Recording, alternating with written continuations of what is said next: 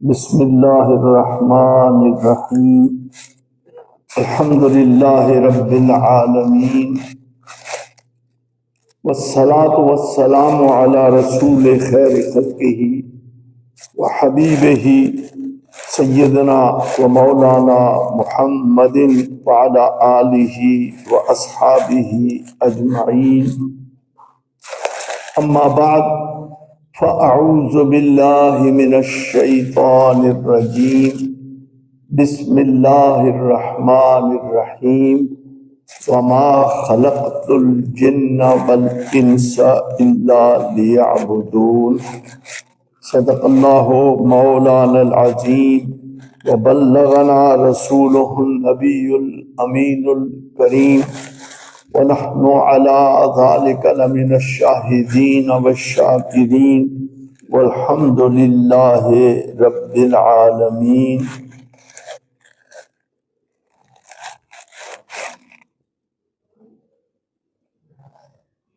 ان اللہ وملائکتہ یصلون علی النبی یا ایہا الذین آمنوا صلوا علیہ وسلموا تسلیما۔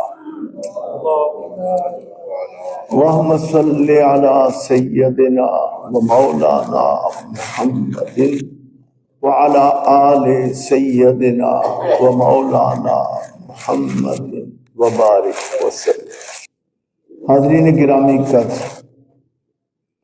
پچھلے جمعہ پر میں نے جس بات پر اختتام کیا تھا وہ یہ تھا کہ بندگی کی اصل روح یہ ہے کہ انسان اپنے آپ کو اللہ کی محبت میں اس طرح فنا کر دے کہ اس کے دل میں سوائے اس کی یاد کے اور کچھ بھی باقی نہ رہے۔ میں نے جس شعر پہ بات کی تھی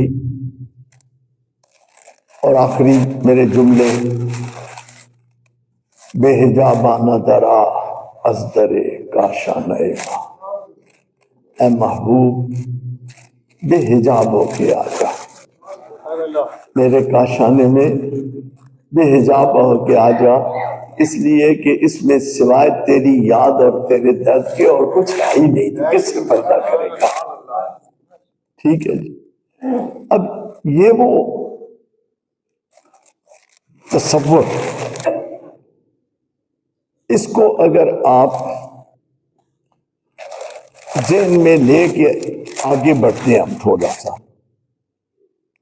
تو بندگی میں جب تک محبت عشق کی شکل میں موجود نہ ہو، ثواب تو ہے، اس میں کوئی شک نہیں، ثواب ہے، اجر ہے، جنت مل جائے گی، جنت مل جائے گی، گناہ بخش دیے جائیں گے۔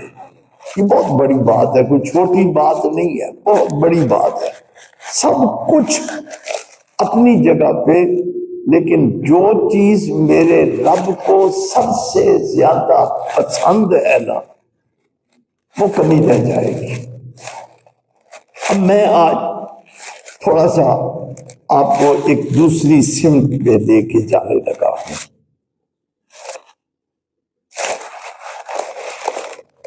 میں جو بات کرنے لگا ہوں وہ بہت ہی خوبصورت بھی ہے، میرے دل میں اس کے لیے جو میرے جذبات ہیں وہ الفاظ تلاش نہیں کر پا رہے کہ جو میں بات کرنا چاہتا ہوں وہ یہ ہے کہ ایمان کی اساس کیا ہے۔ میں یہ بات بھی کہہ دوں کہ ہم چیزوں کو گڑبڑ کر دیتے ہیں، مکس اپ کر دیتے ہیں۔ میں چیزوں کو مکس اپ نہیں کرنا چاہتا۔ میرا ایک بچہ ہے، وہ اکثر و بیشتر اللہ تعالیٰ اس کو توفیق دے، وہ مجھ سے کافی کچھ سیکھنے کی کوشش کرتا رہتا ہے. تو وہ مجھے کہتا ہے کہ جی حضرت جب بھی آپ میرے ساتھ بات کریں نا تو آپ جنرل ٹرم میں بات نہ کیا کریں، اسپیسیفکلی سرجیکل بات کریں جو بالکل اسپیسیفک ہو. ٹھیک ہے، جو جنرل بات ہوتی ہے نا، عمومی بات، اس پہ کوئی توجہ دے یا نہ دے، وہ عمومی رنگ میں لوگ لے کے اس کو اہمیت نہیں دیتے، اگنور کر دیتے ہیں.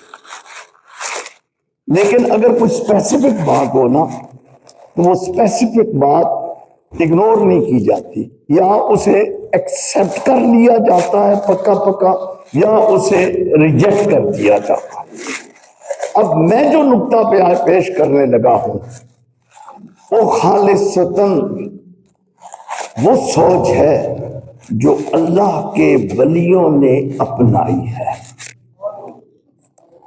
جن کو میں کہتا ہوں کہ اس سوچ کی وجہ سے، اس بنیادی طور پر اس سوچ کی وجہ سے ہی وہ قرآن میں کہیں رب نے ان کو مخلصین کر کے، کبھی محسنین کر کے، جی کہیں مومنین کر کے، اور اتنے پیارے پیارے، یعنی ان کے اندر جو بھی جھلک نظر آتی ہے، اخلاص ابھر کے آتا ہے تو رب انہیں مخلصین کہہ کر پکارتا ہے.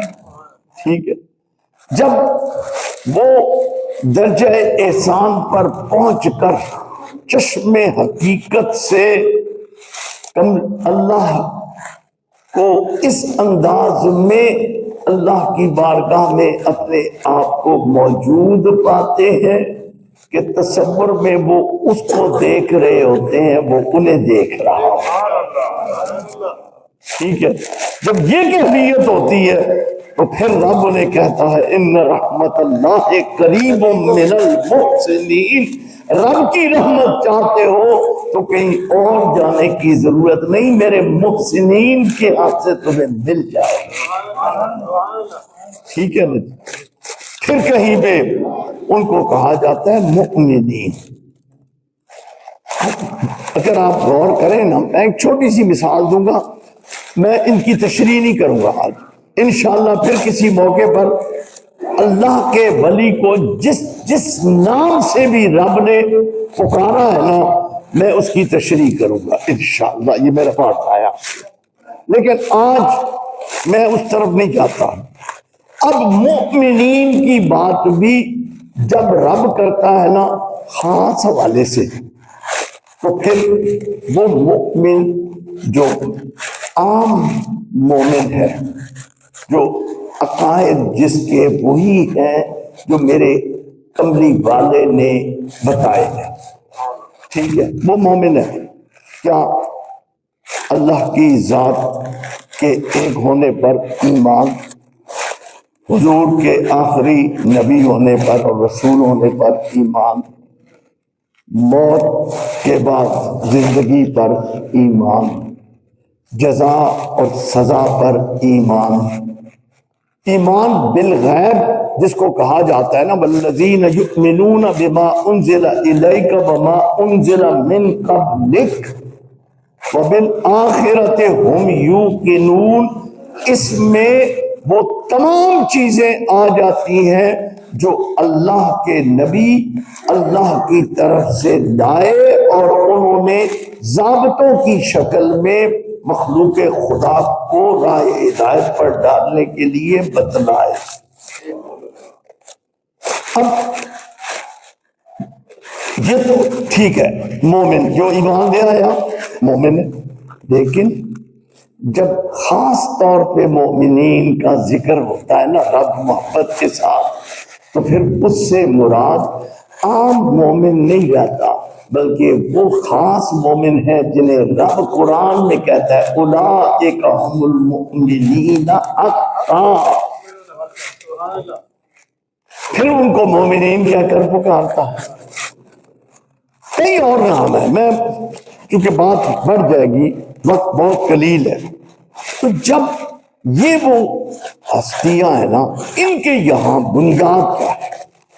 ان کے یہاں بنیاد کے لیے یہ نہیں، یہ ذہن سے نکال دیجئے، بالکل نکال دیجئے کہ اللہ کے ولی کوئی اپنا عقیدہ رکھتے ہیں اور وہ عقیدہ شریعت کے سوا کچھ ہے. خدا گواہ واللہ باللہ، میں منبر رسول پر بیٹھ کر یہ بات اللہ کی ذات کی قسم اٹھا کر کہتا ہوں کہ کوئی اللہ کا ولی کوئی کام ایسا کرتا ہی نہیں جو اللہ نے نہ حکم دیا ہو یا کملی والے نے حکم نہ دیا. ان کی زندگی قرآن و سنت سے عبارت ہوتی ہے. اور اگر آپ غور کریں، تھوڑا سا ان ڈیٹیل جائیں. مجھے ایک صاحب، بڑے عرصے کی بات ہے، بہت پرانی بات ہے، میرا بھی وہ اس زمانے میں جمعیت علماء پاکستان میں ہوتا تھا، تو ایک جوانی میں جس طریقے سے ایک جوش اور خروش اور اس طرح کی بات ہوتی تھی، تو میں نے ایک جگہ پہ تقریر کی تو عشق پہ میں نے بات کی. وہاں پہ ایک پروفیسر صاحب تھے، انہوں نے بعد میں آ کر مجھے کہا کہ یہ جو آپ بہت زیادہ زور دیتے ہیں عشق مصطفیٰ، عشق الہی، عشق عشق عشق عشق، یہ ساری باتیں آپ جو کرتے ہیں، مجھے قرآن میں بتا سکتے ہیں کہ کہیں عین شین کاف عشق کا ذکر ہو؟ ہے ہی نہیں. اب اس کا ایک الزامی جواب میرے پاس تھا اور میں دے سکتا تھا کہ میں آپ کو عشق کا لفظ تو نہیں دکھا سکتا، لیکن آپ سے سوال کرتا ہوں مجھے توحید کا لفظ بھی قرآن میں دکھا دیں. یہ باتیں ہدایت کے لیے نہیں کی جاتی، اعتراض کرنے کے لیے کہ جو بات کی ہے کسی نے اس پر ہم نے کوئی ایک ایسا نکتہ ڈال دینا ہے جس سے وہ بات تھوڑی سی نہیں بہت زیادہ متنازع ہوتی ہے. اور یہی وہ وسوسہ ہے جس کو رب نے کہا جب انسان ڈالتا ہے نا وسوسہ، اس سے بھی رب کی پناہ مانگتا ہے. یوسوس فی صدور الناس من الجنۃ والناس. یہ وسوسہ کیا ہے؟ یہ وسوسہ یہ ہے کہ کسی کو شک میں مبتلا کر، اور شک میں مبتلا کیا تو وہ الجھ گیا، رستے سے ہٹ گیا. میں جو بات آج آپ سے کرنا چاہتا ہوں کہ الفاظ بعض اوقات کچھ اور معنی دے رہے ہوتے ہیں لغوی اعتبار سے، لیکن رب جو بات کر رہا ہوتا ہے وہ ان الفاظ کو کسی اور انداز میں بتا رہا ہوتا ہے.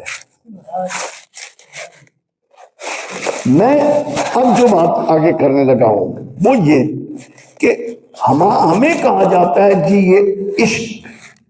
صوفی کہتا ہے کہ بندگی، میری پچھلی گفتگو کے ساتھ جوڑیے گا اس کو، بندگی تب ہی حقیقت میں بندگی کہلائے گی جب تو اپنے معبود سے اتنا پیار کرے جتنا کسی اور سے نہ کرے.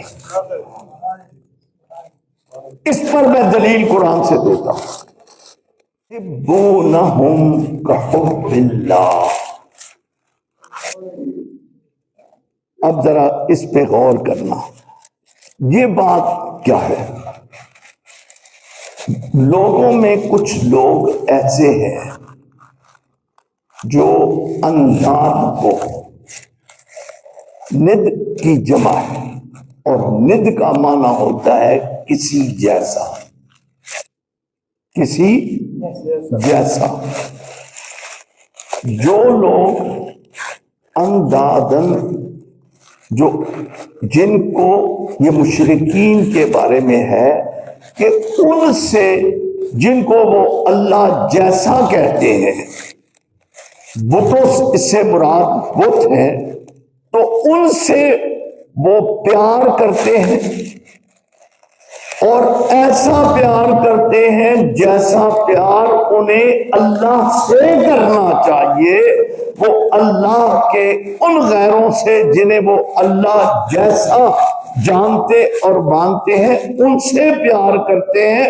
اب یہ پیار کی وہ عمومی شکل بتائی گئی، جو عمومی شکل کیا ہے کہ ہر وہ مخلوق جو مخلوق کبھی کسی بھی تصور میں چاہے ذات کے حوالے سے چاہے صفات کے حوالے سے اللہ جیسی سمجھی جائے وہ انداز اللہ کے زمرے میں آ جاتی ہے۔ یہ ایک موٹا سا اصول ہے۔ تو ان کی مثال دی گئی کہ وہ جو انداز اللہ سے پیار کرتے ہیں وہ لوگ کافر ہیں، وہ مشرک ہیں، ان کی بات نہ کرو، میں رب بتاتا ہوں صاحبان ایمان کون ہے۔ اب ذرا غور کیجئے گا، صاحبان ایمان کے لیے کوئی دوسری شرط نہیں رکھی، بڑی وضاحت کے ساتھ فرمایا والذین آمنوا، اور وہ جو ایمان والے ہیں صاحبان ایمان ہیں، اشد حبا للہ، وہ رب کی محبت میں انتہائی شدت کے ساتھ زندہ بھی رہتے ہیں، مرتے بھی ہیں اور دوبارہ اٹھتے بھی ہیں۔ ایک روایت آتی ہے حدیث مبارک میں کہ اللہ کے عشق میں سب سے زیادہ جوش اور ولولہ جناب موسیٰ سیدنا موسیٰ کلیم اللہ کو تھا، اور وہ شدت طلب تھی کہ جانتے ہوئے کہ لا تدرکہ الابصار، تمہاری آنکھیں دیکھنے کی سکت نہیں رکھتی، اس کے باوجود سوال کر دیا اے اللہ مجھے اپنا آپ دکھا دے، اپنا آپ مجھے دکھا دے۔ اب وہ جو سوال تھا نا، وہ سوال رب نے بالکل واضح طور پہ کہا نہیں دیکھ سکتا، تو نہیں دیکھ سکتا۔ اب رب کہہ دے رسول اولو العزم رسول، جس سے وہ خود کلام کے شرط سے بھی نواز رہا ہے، اس رسول کو رب کہہ دے تو پھر کوئی کرنے کی گنجائش ہے نہیں۔ پر یہ عشق اتنا سرکش ہو جاتا ہے کبھی کہ محبوب کے نہ کرنے کے باوجود بھی اس کی طلب کم ہونے کی بجائے بڑھتی چلی جاتی ہے۔ اب یہ کسی نبی، کسی رسول، کسی مخلوق، کسی کے اندر یہ کیفیت اور نہیں، یہ ایک عجیب جذبہ تھا، ایک عجیب۔ اب اسی پر میں جو حدیث عرض کرنے لگا ہوں، حدیث مبارک ہے کہ نبی پاک فرماتے ہیں قیامت کے دن جب رب کی بارگاہ میں پیش ہوں گے تو فرشتوں نے جکڑا ہوگا زنجیروں سے، اس لیے کہ بےتابی کا ایک عجیب حال ہوگا۔ اب یہ وہ جو عجیب حال بتایا گیا کہ رسول خدا، اللہ کا رسول، جس کو رب کہتا ہے کہ فضیلت والوں میں منہم من کلم اللہ، من کلم اللہ میں صرف 2 رسول ہیں، تیسرا کوئی نہیں، یا محمد الرسول اللہ ہے اور یا موسیٰ کلیم اللہ۔ اب اس رسول کو وہ کس جذبے میں جا رہا ہے؟ وجہ کیا ہے؟ وجہ یہ ہے کہ وہ ایمان کی اس اعلیٰ منزل پر فائز ہے جس کا ذکر میرا رب کہہ رہا ہے والذین آمنوا اشد حبا للہ۔ یہاں پہ میں ایک شعر ادیب کا کہہ دوں، وہ کہتا ہے کہ جو ہونا ہے حبیب اس حال سے بدتر بھی حال زار ہو جائے۔ اب حال تو ہوں، چاک گریبانی ہوں، دھول بھی اڑ رہی ہے چہرے پر، لیکن اس کے باوجود حبیب اس حال سے بدتر بھی حال زار ہو جائے، جو ہونا ہے سو ہو جائے مگر دیدار ہو جائے۔ یہ جو وصل کی طلب ہے نا، یہ وصل کی طلب شدت عشق کو ظاہر کرتی ہے، اور یہ شدت عشق کیا ہے؟ میرا رب کہتا ہے والذین آمنوا، مومن ہے تو وہی ہے۔ گویا رب نے جس مومن کو، خاص مومن جس کے بارے میں کہا اولئک هم المؤمنین حق، مومنون حقا، تو وہ حق کا مصداق کون ہے؟ رب فرماتا ہے والذین آمنوا اشد حبا للہ، جو حد سے زیادہ اللہ سے پیار کرتا ہے نا، وہی سچا اور پکا مومن ہے۔ اب یہاں پہ ایک بات اور سن لو، یہ جو میں نے جملہ بولا، میں تمام مفسرین، میں نے اس جملے پر اپنے طور پر تحقیق کی اور میں جس نتیجے پر پہنچا ہوں وہ ہے کہ اس آیت میں اللہ نے نشانی نہیں بتائی۔ ذرا وکیل صاحب توجہ دینا، اس جملے میں ایک ہوتا ہے نا کسی کی نشانی، میرا یار کہ جا سرب کر دے، ٹھیک ہے، یہ ایک نشانی ہے نا۔ میرا یار کون ہے جڑا پری پہ کرے، میرا یار کون ہے جڑا سب تو سونا ہے، یہ ہے نشانیاں، یہ ہے یار کی نشانیاں۔ اور ایک ہے شرط، نشانی اور ہوتی ہے، شرط اور ہوتی ہے۔ نشانی کے نہ ہونے کے باوجود بھی وہ شے موجود ہوتی ہے، لیکن اگر اس کے وجود کے لیے کوئی چیز شرط کہلائے تو اگر وہ خالی ہے تو پھر اس کا مطلب ہے اس تصور ذات کو آپ مکمل نہیں کہہ سکتے۔ گویا والذین آمنوا، اور ایمان والے جو ہیں ان میں یہ بات پکی ہے کہ وہ اپنے رب سے سب سے زیادہ پیار کرتے ہیں۔ اب جب سب سے زیادہ پیار کرتے ہیں، یہاں پہ میں جو بات عرض کرنا چاہ رہا تھا، میں الفاظ نہیں پا رہا ہوں، خدا کی قسم میرے دل میں وہ جذبات ہیں جو الفاظ نہیں پا رہے۔ میں کئی دفعہ سوچا میں نے کہ وجود کا انکار، یہ جو ہمارے مشائخ گزرے انہوں نے رب کے وجود کے سوا ہر وجود کا انکار کیوں کیا؟ لا موجود الا اللہ، رب کے سوا کوئی اور چیز ہے ہی نہیں۔ اب یہ لا موجود الا اللہ کو اگر عمومی معنوں میں لیتے ہو تو بات سمجھ میں نہیں آتی۔ آپ موجودات کو دیکھتے ہو، مختلف شکلوں میں دیکھتے ہو، مختلف موالید میں دیکھتے ہو، آپ کو جو اشیاء نظر آتی ہیں وہ ایسی نہیں کہ ان کا وجود ہی نہیں، ان کا وجود ہی نہیں، وجود ہے، وجود ہر چیز کا ہے۔ لیکن جب صوفی اپنی نگاہ محبت پہ دیکھتا ہے تو اسے جز چہرے یار کے اور کچھ دکھائی دیتا ہی نہیں۔ یہاں پہ میں وحدت شہود کی بات کروں گا۔ ہم لوگ، ہمارے جو خاص کر کے یہ جو جاہل لوگ ہیں نا، مجھے اللہ کا مجھے بڑا کرم ہے، میں نے اپنے شیخ کے ساتھ، اپنے حضرت کے ساتھ، مجھے خدا نے بہت موقع دیا، اور میری ایک عادت تھی، اور یہ جو آخری 10 سال ہیں اس میں یہ بات بہت بڑھ گئی تھی۔ میری ایک عادت تھی کہ جس چیز میں مجھے شک ہوتا یا کوئی مجھے ابہام ہوتا میں ان کے ساتھ بات کر لیتا، اور کبھی خود وہ یہ کرم فرماتے کہ کوئی عبارت پڑھ لیتے کوئی چیز تو مجھے کہتے کہ اس پہ بحث کرو، میں بات کرتا، وہ میری پھر اصلاح کرتے۔ آپ کے سامنے تھا، آپ لوگ دیکھتے تھے، ادھر بیٹھ جاتے تھے میرے سامنے، کتنی دفعہ مجھ سے مائک چھین لیا، کتنی دفعہ مجھے ڈانٹ کے بند کروا دیا، بند کرو، نیچے آ جاؤ، بیٹھ جاؤ۔ لیکن جو چیز میں بتانے لگا ہوں وہ چیز کیا ہے؟ وہ یہ ہے کہ وحدت الوجود اور وحدت الشہود یہ دو متضاد نظریے نہیں ہیں۔ بیسیکلی یہ فلسفہ توحید کی الگ الگ تشریح ہے۔ ایک نے کہا لا موجود الا اللہ، وجود حقیقی کے اعتبار سے جو واجب الوجود ہے وہی وجود کہلانے کا حقدار ہے، دیگر کوئی وجود کہلانے کا حقدار نہیں۔ کس تصور کو وحدت الوجود کہا گیا؟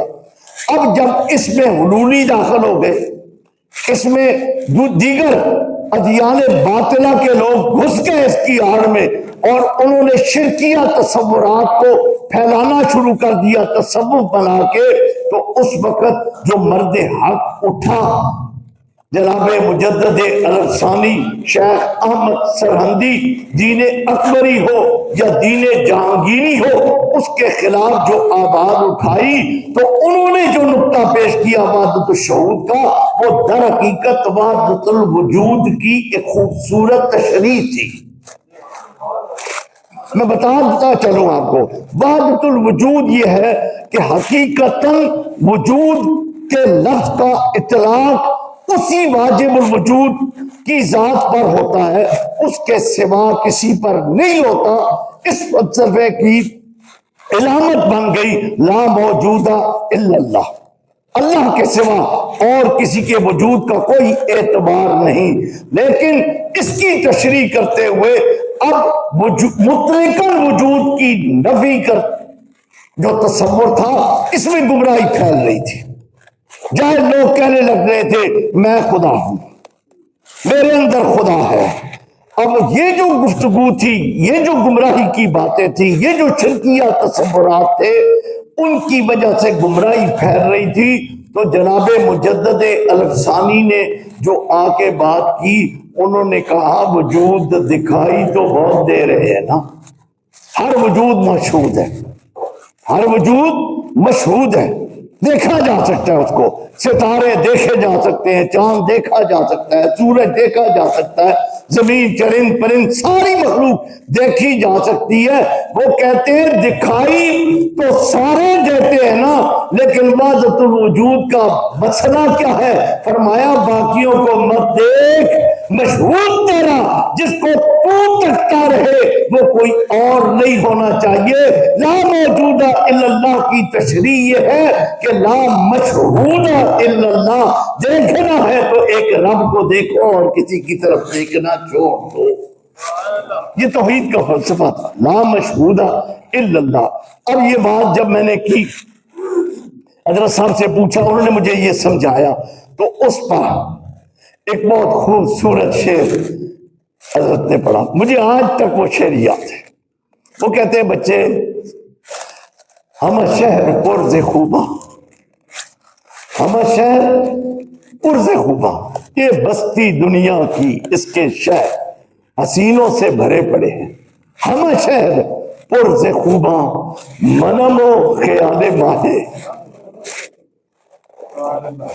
ہم شہر پرز خوباں منم و خیال ماہے، شہر حسینوں سے بھرے پڑے ہیں، پر میں تو کسی اور کے خیال میں مست نہیں، میں تو اپنے چاند کے خیال میں مست ہوں۔ ہم شہر پرز خوباں منم و خیال ماہے چکنم۔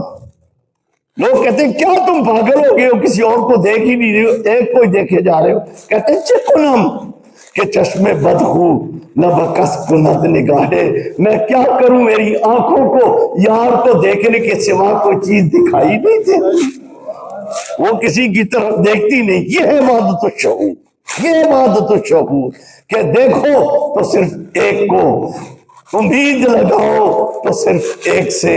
اور یہی وہ توحید ہے جس توحید کو آپ توحید قالی کی حیثیت میں نہیں بلکہ توحید حالی کی حیثیت میں جانو، کہ تمہاری صرف الفاظ میں یہ بات نہ ہو بلکہ تمہارے کردار میں، تمہارے انداز میں، تمہارے اٹھنے میں، تمہارے بیٹھنے میں، تمہارے چلنے میں کوئی اور بات ہو ہی نہیں۔ کیا ہو؟